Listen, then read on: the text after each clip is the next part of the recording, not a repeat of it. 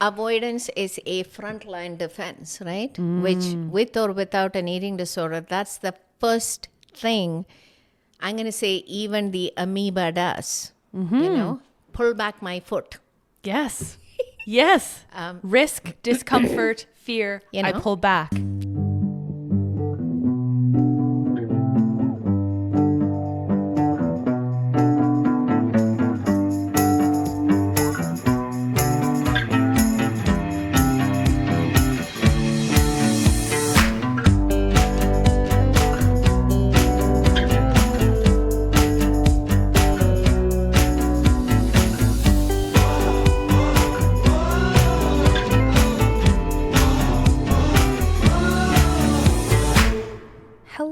Welcome to this week's episode of the Uncovery podcast. My name is Maddie and I'm recovering from anorexia and I talk about it on this podcast. I usually wouldn't probably reintroduce an episode since it's part 2, but I realized that the very sad little bite that was the last episode that I might want to just provide a small update on that front. To make a long story short, couldn't walk for 2 weeks because I'd done something to like what I thought was my low back, my hip, something like that. I eventually got to an orthopedic surgeon. I got an MRI. I went to a chiropractor who I think had figured out kind of what was going on and at least some things to help mitigate it. It turns out, at least in the chiropractor's opinion, that walking was a treatment for this kind of SI joint sprain that he thought it was. And so that staying bedridden and not walking was not the path to take. But I was in so much pain that it really didn't matter at that point. Like I could barely walk without like my leg buckling. So anyway, after going to the chiropractor, having him sort of manipulate my body and adjust me in all kinds of magical ways, I did feel substantially different. Just the next couple of days, I started going for walks, started doing a little bit of movement, these exercises that he gave me, and that was giving me some relief, but still not totally sorting it out. And then later on that week, I got my MRI results back. Of course, the doctor doesn't have time to tell me what they mean because he's only in the clinic like once a week, which is super helpful. So I just have these like MRI results in a PDF in language that I don't understand. If you are a doctor and you are listening to this and you may be interpreting MRI results as part of your training, or you at least are a medical professional that can read doctory words and interpret them. I tried to use ChatGPT to do this, and I think it did a pretty decent job, but it did somewhat scare me. I think in a similar way that like a WebMD search might do, because it uses words like fracture and discs and something. So I'm like, oh no. So anyway, I still don't know what's going on. My sacrum is in quite a lot of pain, but I am at least mobile. So I'm able to, slightly make up for lost time in London in this last week doing the guest lectures I was doing and the workshops and the work stuff and the friends seeing and packing as much into this last few days as I can. Okay, let's dive into part 2 of the second part of Lakshmi's interview. So this will be the 4th episode that Lakshmi is on, but it's part 2 of the episode 55. So here we go, part 2, right where we left off. No one is like, my life is so much better with an eating disorder. No one is saying, people are just honest to say this eating disorder has served me well. It's not, I'm beginning to see where it's getting in the way, and it's getting in the way of all my other relationships. It's not serving me well, but I'm afraid. And we validate that, right? And we acknowledge it and say we acknowledge it and, right? I am scared and. So I have this thing of saying recovery is a series of freakouts, yes. And I say that at the front end because I'm like, you're going to freak out once, then you're going to freak out again, then you're going to freak out again. But you know what? Soon you will know what to do with freakouts. And that's the solution. Yeah. And the freakouts point to what exactly is going on. Well, technically, the freakouts was what was happening when the eating disorder started, right? Right. So when we figure out what to do with the freakouts, by eating a cheese sandwich, by eating a cupcake, by eating something, I'm actually learning that I can ride a freak out. Yes, yes, yes. You know? I can tolerate this. Indeed, it is just a series of this thing did not kill me. I thought it was going to. It didn't. So maybe I can do another thing and believe that that won't kill me either. Avoidance is a frontline defense, right? Which, with or without an eating disorder, that's the first thing I'm going to say even the amoeba does. Pull back my foot. Yes. Yes. Risk, discomfort, fear. I pull back. Yeah. So I touch a hot object, I pull back, right? This is a basic thing. This is how we train, I don't know, like, the training of cats and dogs. And when I'm afraid, I pull back. And that is not special to anybody. That's what all of us do. It's not hard to understand avoidance. Wouldn't we all avoid if we could just continue avoiding? But at some point you learn it's not serving me well. Right. And so when I'm a small child, that's what I do, right? Someone has to tell me, oh, it's okay, and take another step. That's how we learn how to walk. We learn how to swim. We learn how to talk. We learn how to, when you watch a small child learning how to walk, they kind of fall down. Through the distance from the ground is very small. Yep. And then they get up and they walk again and they fall down. But they're so excited about the walking. That's what carries them through, right? Through all the falling. They are so, when you see small children who learn how to walk, they are so excited about the walking and have no idea about the danger, right? But over here, I'm saying that recovery is possible because if I had an eating disorder, I'm thinking if somebody did not say this to me, I would just give up. I would just give up. 100. It's very tempting to give up because you already want to give up anyway when you're in the eating disorder. Part of it is just you don't have a lot of energy. So you can't possibly imagine the amount of work it's going to take to get to the other side. You can't even visualize it. But it's also like this really prevailing narrative around these things are chronic. These things do not actually ever go away. And then to be told, for example, that you are a sticky case or you're a chronic case or you're treatment resistant, which is what I heard at one point, I then believe that I can't do this. I then believe that I'm not actually capable of this change. I'm not capable of recovery because you've created an entire program around just sort of having me get by because I'm treatment resistant. That's hopeless. And hope, while not enough on its own, is absolutely necessary to be able to recover. Well, the problem with an eating disorder is that the idea that you can live with it, the idea that it'll be a good friend that just sits on a bench beside you and hold your hand and we can do life at the same time this is my problem with this, right? Because if we don't swim that way, it will drown you. If you're not recovering, you're dying. Period. You're not going to stay in some perfect balance with the eating disorder. It grows. Yes. Right? So often I will say it's like a cactus, which is the plant that comes to mind for me. But you take a tiny leaf of a cactus and you just snip a little piece and stick it in the mud and it grows into a whole plant. So I'll often, as we work through recovery, I'll tell my clients, I know the secret compartments in your mind. If you think that you can keep a little bit of restriction and a little bit of exercise, and who's going to know, it will grow. Yeah. So this is not, that is the problem with not thinking that recovery is possible, is that you can't, you're living with something that's going to take over your life or your relationships, something. You cannot have a little bit of an eating disorder. Yeah. There's no such thing as a tiny little piece of cactus. It will absolutely take root and it is not innocuous. It is insidious and it will spread. And I think that the prevailing field of eating disorder recovery has set us up to tolerate this idea that, well, we kind of just keep a bit and we just sort of stay here. And as long as we're not in mortal peril, that we're okay. I think it's because we're not thinking about... when we look at the eating disorder, we get fixated on it's kind of like addiction treatment if we take the bottle away. Right?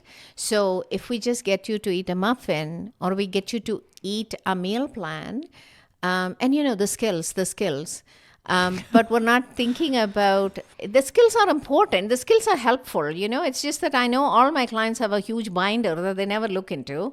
And there's a question of why. Well, why is this happening? There's this huge binder. And my poor clients tell me, yeah, Lakshmi, it's all true. But in the moment, none of those skills come handy. Yes, right? when I'm having the freak out, I'm not like, oh, I know what I'll do. I'll go get my binder of skills and I'll because just the use skills them. haven't taken root. Right. Because the skills are kind of floating on the top. I'm thinking of an analogy where they're just floating detached, right? They have nothing to attach to. Because there is some work internally that I have to do. I have to establish a relationship with some understanding with my anxiety, right? And my story.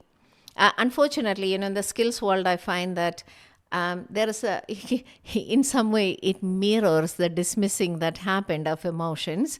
Like this conundrum that I am in, that I don't know what to do with my emotions, comes out of probably growing up in a somewhat dismissive environment where we didn't take care of emotions. We didn't know how serious it could be, or my parents were afraid of their own emotions, or something. But there is a certain dismissiveness around emotions. And then I land in this because the emotions cannot be dismissed. And I find that the skills-based thinking is also dismissive of where I came from. Right, We don't need to understand how you got this way.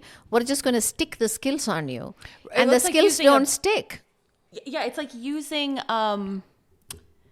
it's like giving you a Band-Aid when you have a broken ankle.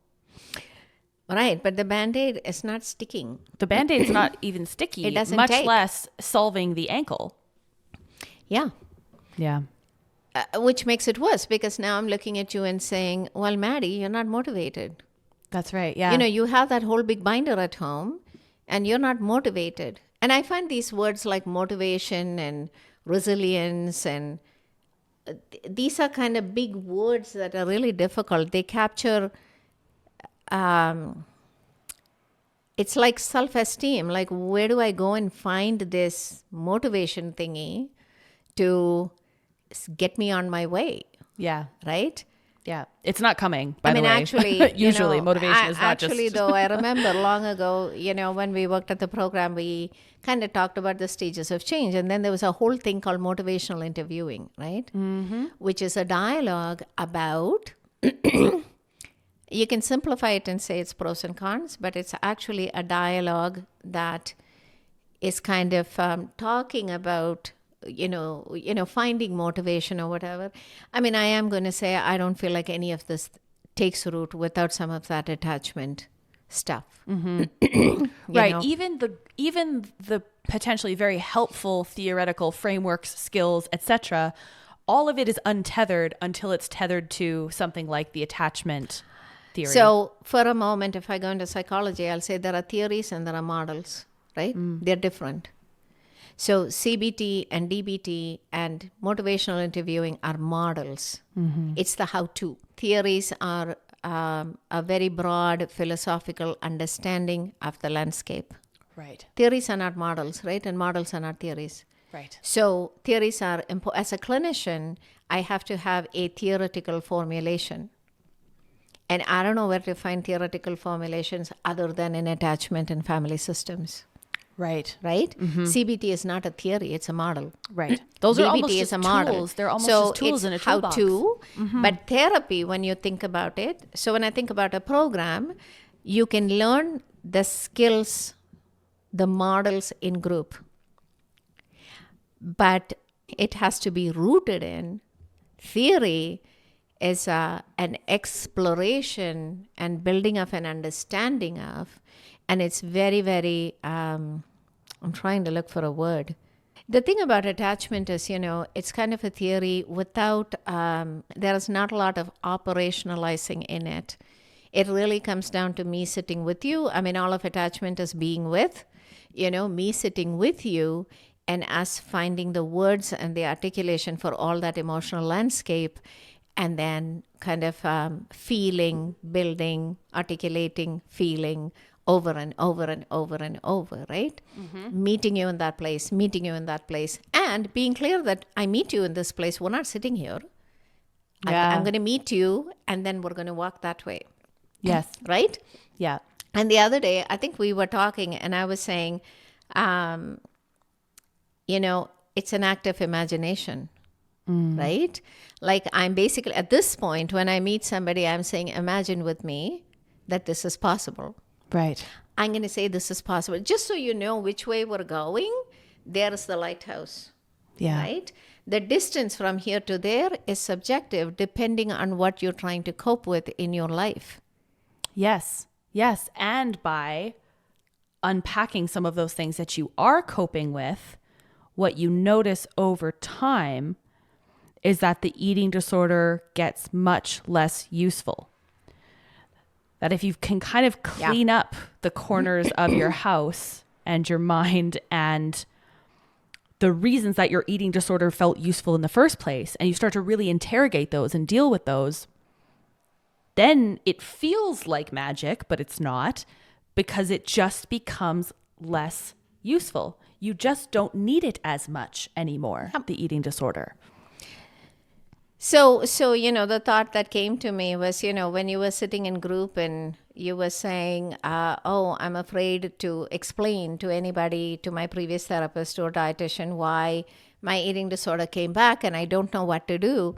That invitation was an invitation, That's what I do when I sit with people is I'm inviting them to consider the possibility of recovery.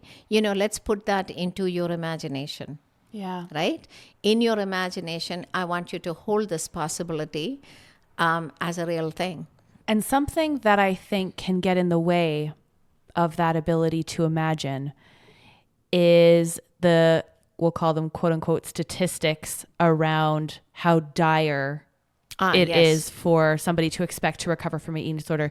There are terrible stats out there that abysmally low percentages of people ever recover. Many, many people die before they ever get there.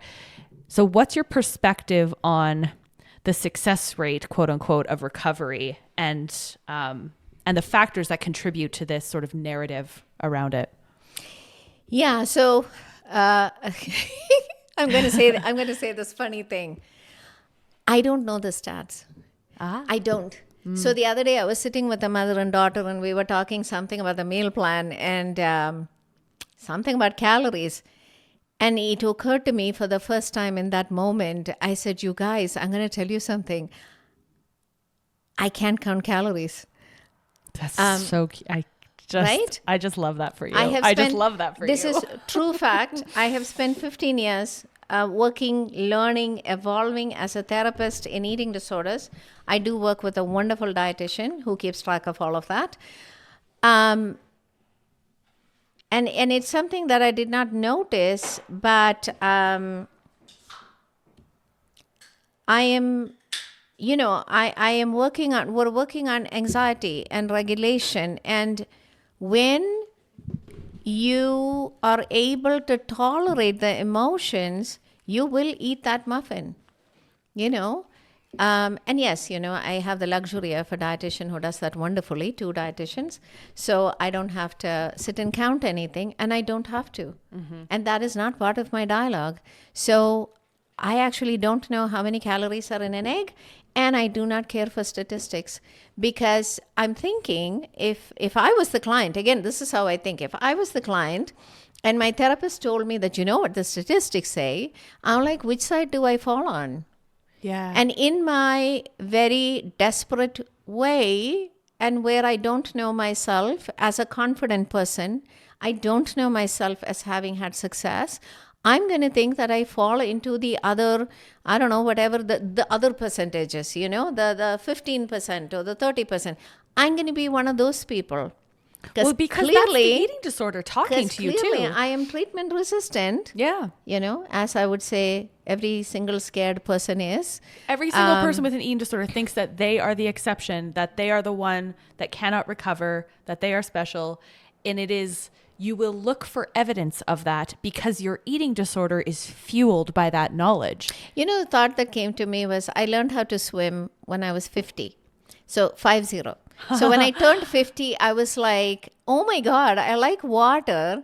And I never, I would always walk by a pool, or when I went to Hawaii and I was standing in front of the clear water and thinking, wow, the water is so clear, except I don't know how to swim. Yes. And I got so used to saying, I don't know how to swim. I would just say this and take no action. And then finally at 50, I had this dawning in my mind of, I think I need to go and take some private lessons because I have no experience in water. And the first time I got in water, I thought I was going to die. Like, that's what my brain said, because I had no experience of feeling water in that amount on my body, right? The pressure of a body of water. So I was petrified. So now the shallow end of the pool, I'm fine.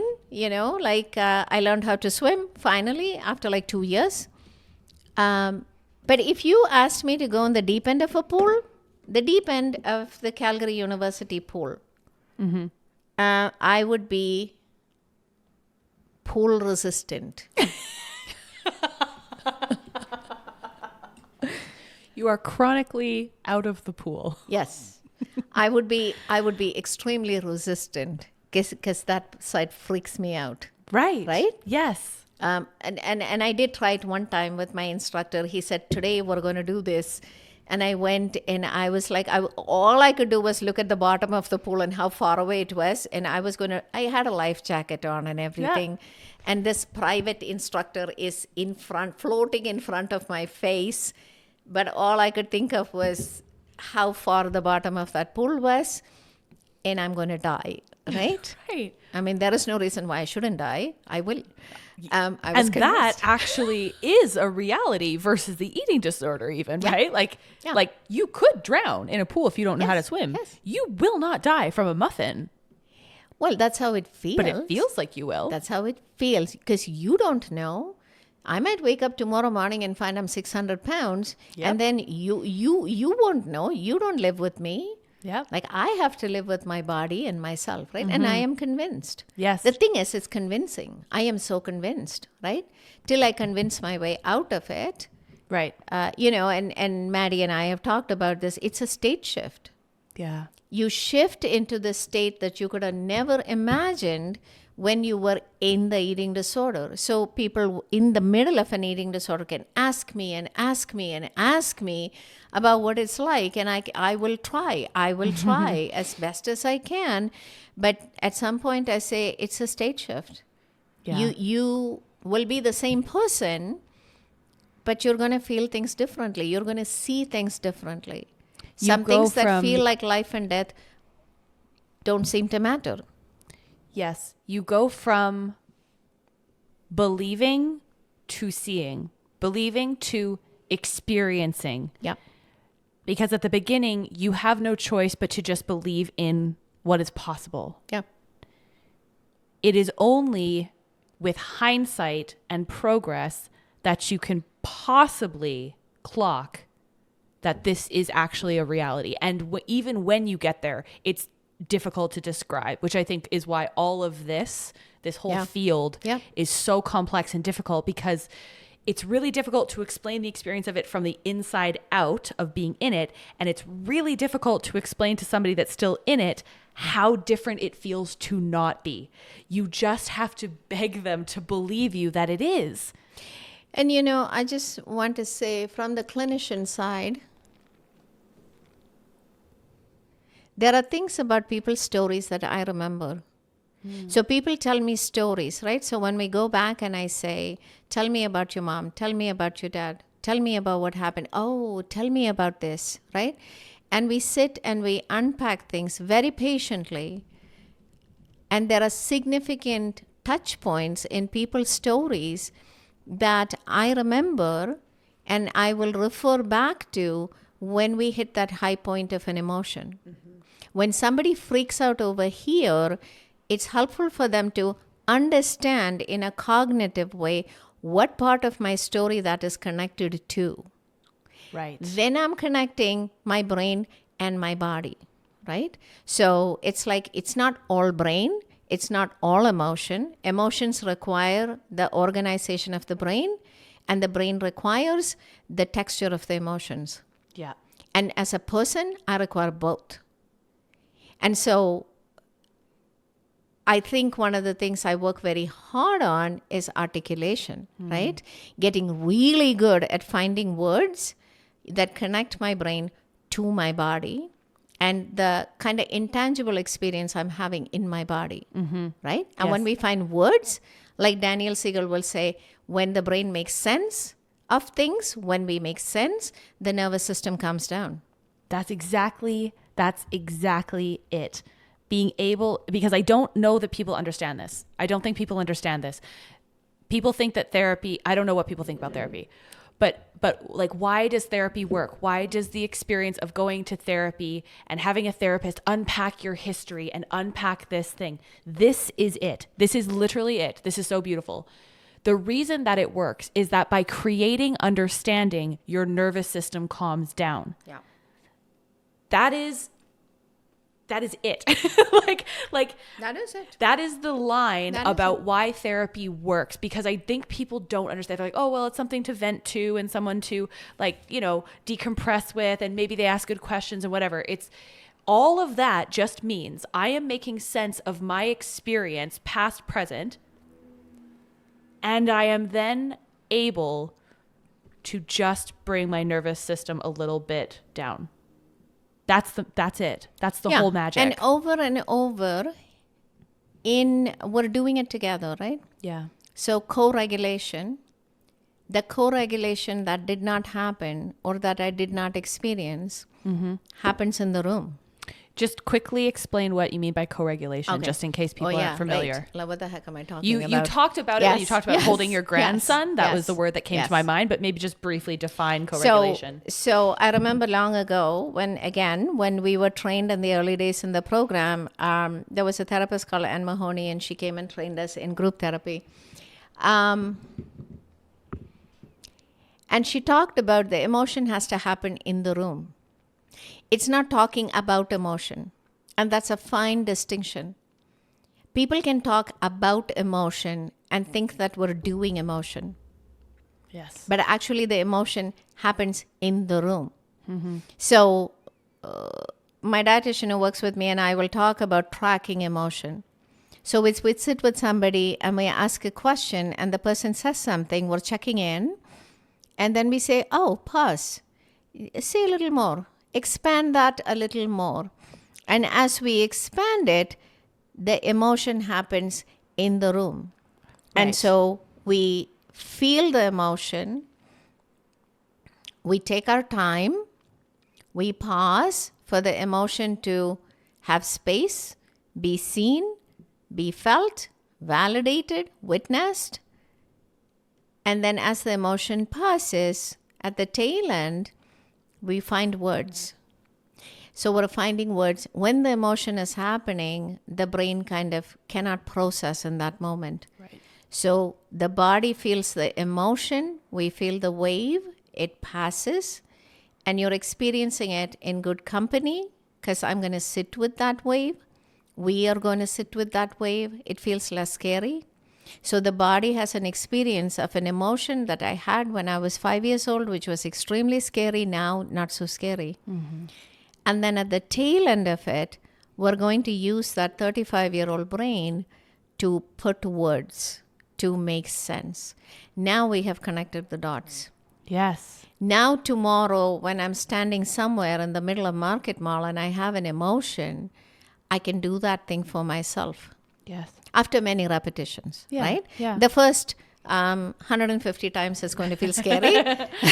And then hence so much therapy. But it's slowly going to become, and what I feel that what happens for a person is you start moving from I cannot to I can. Yes. This is the shift, right? I can. Oh, I can. You're just building a body of evidence for yourself, Yeah. by yourself. So it's a little bit of the first time I don't believe it, the second time I don't believe it, the third time I think it's Seinfeld saying it's like you can't tip over a vending machine. You have to rock it a few times and then pluck, it falls over. That's right. So, but That's it's right. a tipping point, right? The first time I don't believe it, the first many times I don't believe it. But when I keep hearing it and then one day I feel it and one day I do it, I'm like, oh, this is real. Yeah. I am 35. I can tolerate a little bit of anxiety. I did eat that muffin. It is. And the hearing and what you are hearing, I think is really important, because so much of what we think and what we repeat to ourselves becomes our reality and becomes a self-fulfilling prophecy, which is another kind of problem with a lot of the stats, is that we're looking at the wrong information. We're looking over here at the dire situation. We're looking at, it's the exception to recover. And, I have seen an example with somebody where she used that knowledge as a jumping off point for her recovery. So she decided she was going to be the exception to this dire stat. She's like, I'm going to be the person that recovers and do it. But I don't think we can rely on people's mindsets to have that kind of motivation in any sort of way, because we're looking at the wrong stuff. We're looking at the potential for disaster, the I can't do it, instead of engaging really fully with the experience of it being successful and the way to do that. Couple of things come to my mind. In my training, somebody quoted somebody and said, this person said, the thought in the clinician's mind is the first intervention. Wow. So you realize as a clinician, like how grounded I have to be in theory that I can back up to be able to, I'm not pulling these things out of something. This is not from an Instagram post, people. This is not. Yeah. And the other thing I was going to say is long ago when I heard an interview with Daniel Siegel, he was at some conference and he said, one of his professors said, it's not about the answer, it's about asking the right question. Like, unless you ask the right question, you're not going to get an answer that makes sense. Right. So I find that a lot of research, I don't know what they're looking at. I don't know where they're asking questions. I don't know who they're asking it to. Because one of the things I say at the very front end is, a person can have an eating disorder full on. They are not going to be able to tell you why they're doing the things they're doing. Oh my God. Especially at the beginning. Yeah. You have no idea how you got here. I thought for years, I still struggle with this thought process. I just thought I wanted to be skinny. Yes. That's Yes. as simple as it was. I thought I chose it. I thought I orchestrated it. I thought I got myself here because I wanted to be skinny. And then it just went too far. Whoops, just slipped down the rabbit hole. And it's only because I'm a perfectionist and that's just how I am. And I have high expectations of myself. Mm-hmm. I just came plunk out of the ground like a mushroom with high expectations. I just imagine myself germinating out of the ground like a little mushroom. I'm just a little mushroom with high expectations. No, and so I guess I have an eating disorder. Yeah. Because this is just how I was plucked out. Yeah. So, no, we're looking at the wrong stats. We're asking the wrong questions. We're looking at the wrong things. We're putting it out as stats. And another thing I say is, there's always this information that an eating disorder is the most, what's that word? Mortality rate. It's the most lethal? Something. Yes. Mortality rate of eating disorders is the highest in mental health. And to me, I'm like, it's very rarely a client of mine actually died, but all my clients are living with very compromised quality of life, right? Right. I think the quality of life and how compromised it is. Some people live with less compromised lives and some people live with more compromised lives. But the point is, it's compromising. I cannot, my brain is never free. My life is never free. And I'm going to say most adults who come seeking therapy are coming because they cannot live with their brains anymore. They just cannot tolerate it anymore. I cannot stop the calculating in my brain. and the running thoughts, and I cannot live like this anymore. I can't do anything right? else except this. And Yeah. there's this, there's a concept in economics called like quality adjusted life years. So instead of just having a life expectancy of length, Yeah. it actually accounts for Yeah. how quality those years are. So if your quality of life Yes. is low, it Yeah. shrinks the factor. Yeah. So that's what comes to mind for me is that, yeah, like you don't want to just live out your days with this caveat. Yeah, because a lot, and I'll say a lot of stats have to do with dying. They'll say Yes. you can live 1 year longer. And I don't think people think about this in a realistic way at all. It doesn't make any sense. In fact, the level of sense it doesn't make is anybody with an eating disorder goes to see the doctor. The doctor says, oh, I'm concerned. You have osteoporosis, you have osteopenia, your bones are looking like an 80-year-old's. The client comes out. I say, does it make a difference? Do you believe it? And they'll say, well, not really. Because it's not salient. I can't It's see not my doing bones. I anything. can't feel my bones. I have clients saying, yeah, when I get up, I feel dizzy and stuff. But That you know also what? normalizes, right? Yeah. That just becomes your experience, Yes. and you Yes. become kind of like, oh, well, that's just normal. And I mean, I experienced that entirely for years, where I was like, it's not that bad. I'm still able to do all these things. Physically, I'm fine. A lot of the times my markers and my, blood tests and whatever would come back normal. Yeah, my bone density went really low. And then I kind of was like, oh, that's not good. But it still wasn't dire enough for me to think it mattered. The one thing that finally kind of scared me was Grace, my dietitian, when this was, I guess, over a year ago, right? Like a year and a couple of months ago, I was supposed to go to this Halloween party event out of town, this whole big thing. I had all my costumes, blah, blah, blah. It was a Saturday. And I'm sitting here, I'm doing some work. And Grace calls me on the phone on a Saturday. And like, you and I will text kind of whenever. Yeah. Grace, it's more like about appointments and like not on the weekends, that kind of thing. So Grace is calling me on a Saturday and she's like, I need you to go to the hospital. She's like, I need you to please go to emergency to get your heart checked because I am concerned. Just based on our conversations, her knowledge of what I was eating and not eating, that kind of thing. She's like, I need you. Can you please do this? And even in the phone call, I was like, oh, this seems a little bit dramatic. Like this seems like a bit much. But because I also want to do right by people and not disappoint them, I'm like, okay, I will go. And I went into the closet to change, to put something on so I could go. And it's the first and only time really that I remember being like, I don't want to die. And just like looking at my clothes and being like, I could feel my heart at that point. Like I could feel. Yeah. And I was like, I don't want to die. I actually don't. And I care because there's periods of time where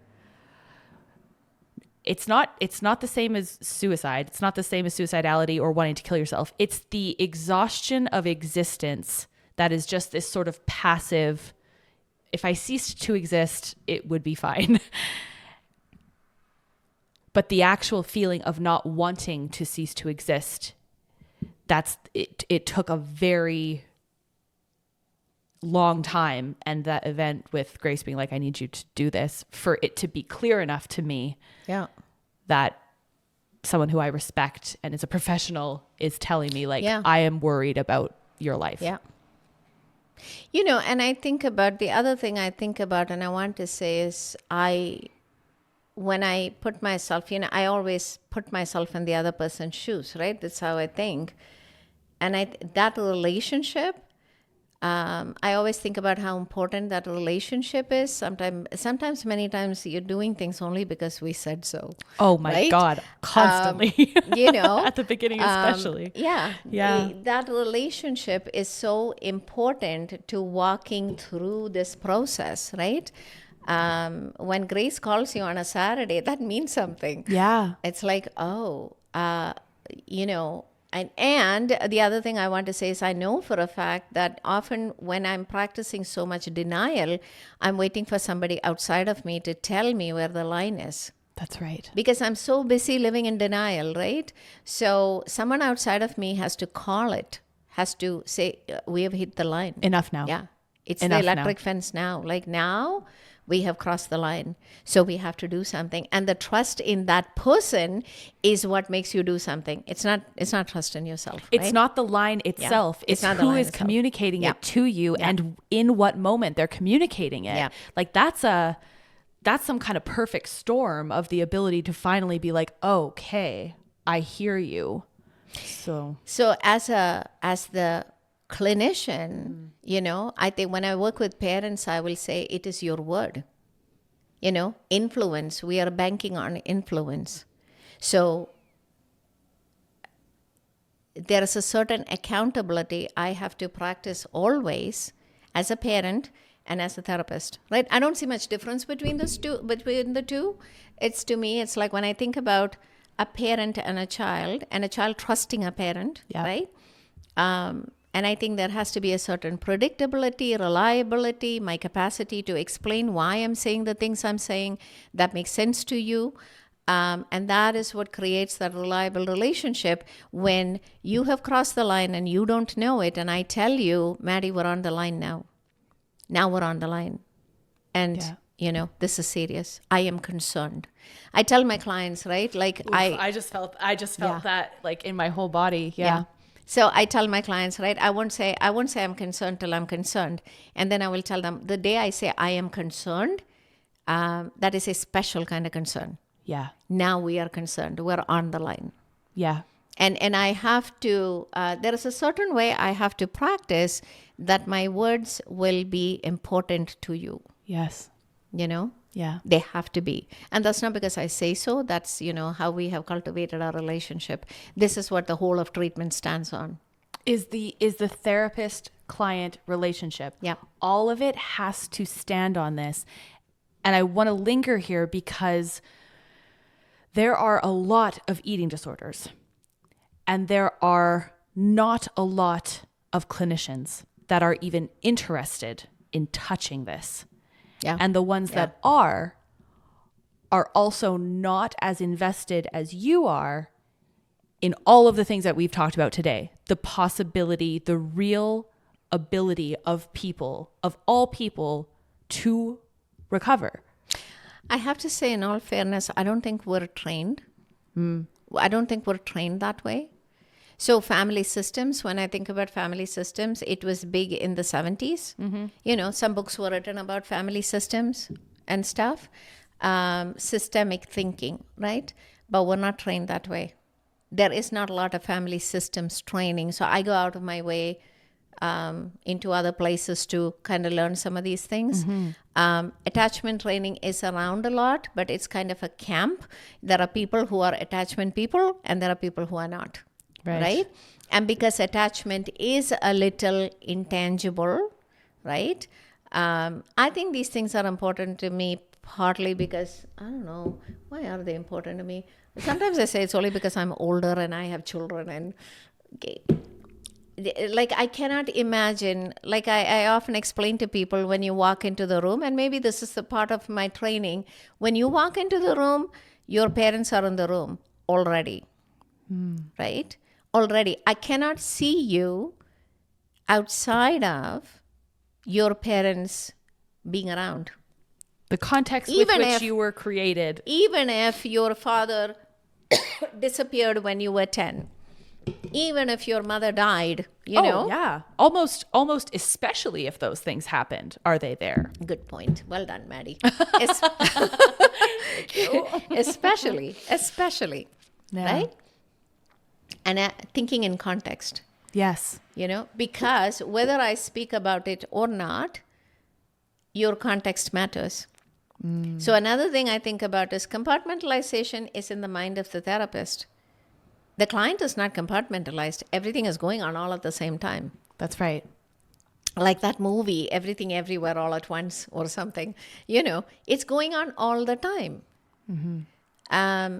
If I compartmentalize you and I say, oh, I can deal with this, but I can't deal with that, Yes. that's a problem for the process because I am compartmentalizing. Yes. Yes. Like an eating disorder does not exist in a vacuum. An Yep. eating disorder Yep. exists within a context that it survives in. Within a context of your life and within all parts of your life. Yes. Right? So if I compartmentalize, what are you going to do with that part that I don't like or want? Yeah.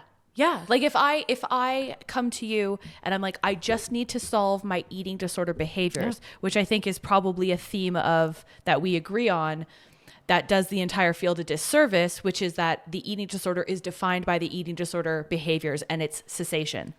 That's not it.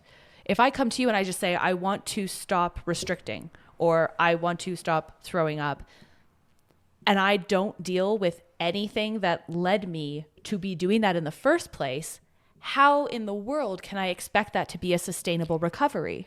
Or another way I can say it is we have to find words that make sense of your eating disorder behaviors, every special single part of it, in the context of your subjective story, right? Because it has a special place in the context of your particular story. In someone else's story, it works out a different way. Yes. Right? So we have to kind of find, what's the words for your eating disorder in the context of your story with these parents in this house, in this country, or 3 countries, I don't know, wherever anybody lived.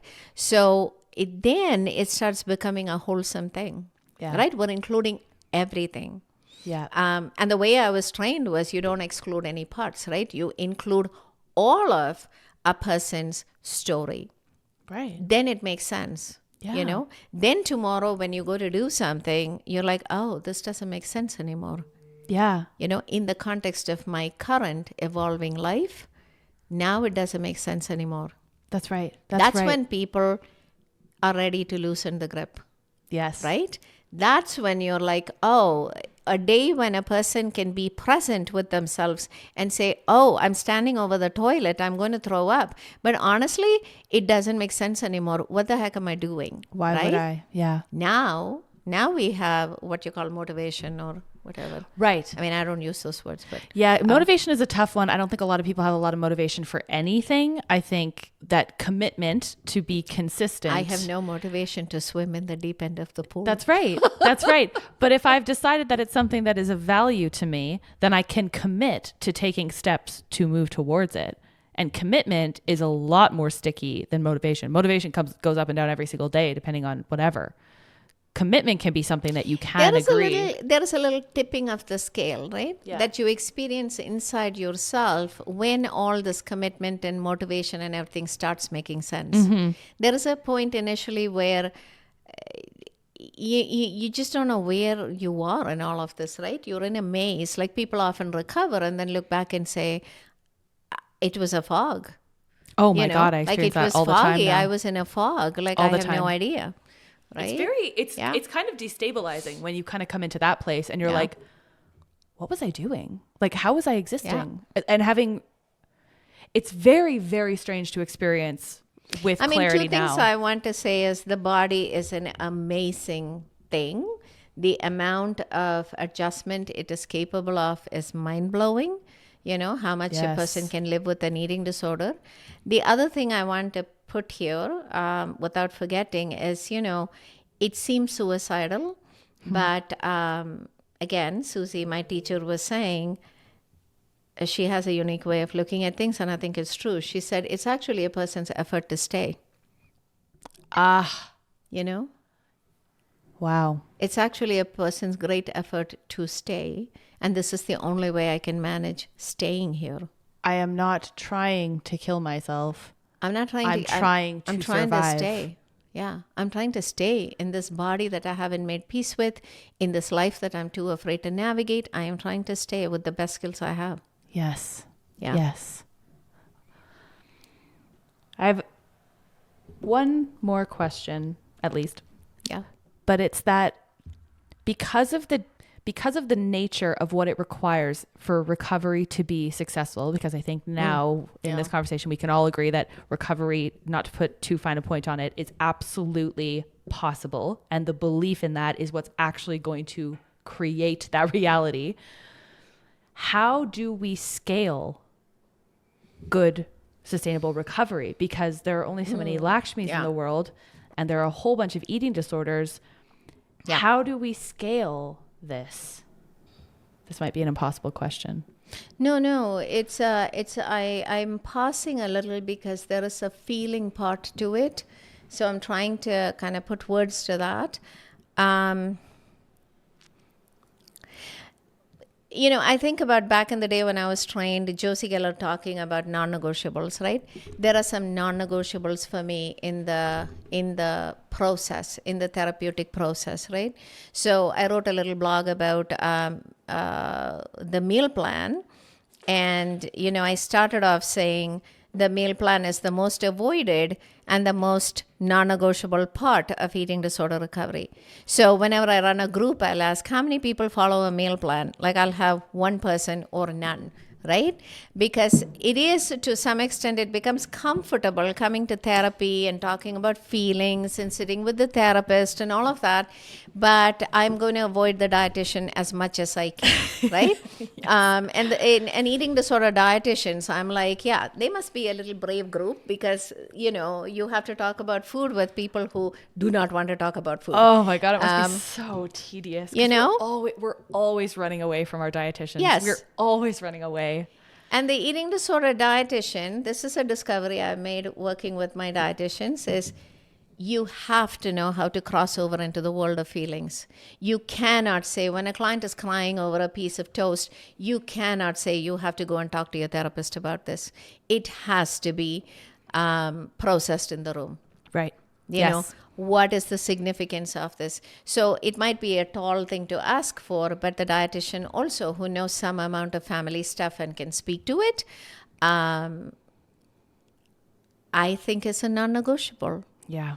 I have to know about food. I don't know the number of calories and things, but I can make up a meal plan. Yeah. I ask how the meal plan is going. The meal plan is kind of a code for what's going on with the emotions. Sometimes when a client cannot tell me about their emotions, I'll say, let's talk about the meal plan because it'll give me an in. I can find out what's going on and then we can make the connections. So if the process happens that way, right? I know for a fact that my clients who have recovered have done like religiously, walked between therapy and dietitian, therapy and dietitian, therapy every and dietitian, week, right? Back and forth. And that is how you walk your way out. Sustainable recovery is, there comes a point when the person looks back and says, oh, it's the seeing clearly what was going on. It's when that person can say, yeah, and this is not a magical thing. This is a thing said with very heartfelt conviction. I realize I cannot go back. Yeah. I realize I'm never going there again. But it's not a white knuckling. It's not a head decision. This is why I was trying to find words. It's not coming from the head. Oh, that's a bad place. I'm not going to go there. Yeah, we always knew that. We always knew that in our brains. Our brains always knew that that wasn't a good place. It comes from the easy body where a person says, whoa, I look back and I'm never going back there, right? And I can feel it. I can feel it. You can feel it. And then we're like, yeah, we're not going there again. And it's felt in a very convincing way, right? That statement is coming from a very, with eyes open. Yeah. I'm saying that statement with eyes open. Yeah. I know it when I hear it. And you have to see a certain amount of wellness and real life, I think, to experience that as well, because otherwise you're still shooting in the dark at what you're getting at. But once you've sort of experienced what it's like to step back out into being among, it's only with those eyes that you can say, I will never do this again. I will not, no more. And earlier, I think it was in the other one, I was saying I had to be really smart. When I think about the process, at this point, I know all the corners of that room, right? When we talk about an eating disorder, when somebody tells me something, sometimes people will come and say, Lakshmi, I did all the work and I still have an eating disorder. And I'm like, yeah, I know you're keeping part of it. Yeah, right? there's dust in the corner, babe. So then I say something like, part of what I say is you have to give up all of it, right?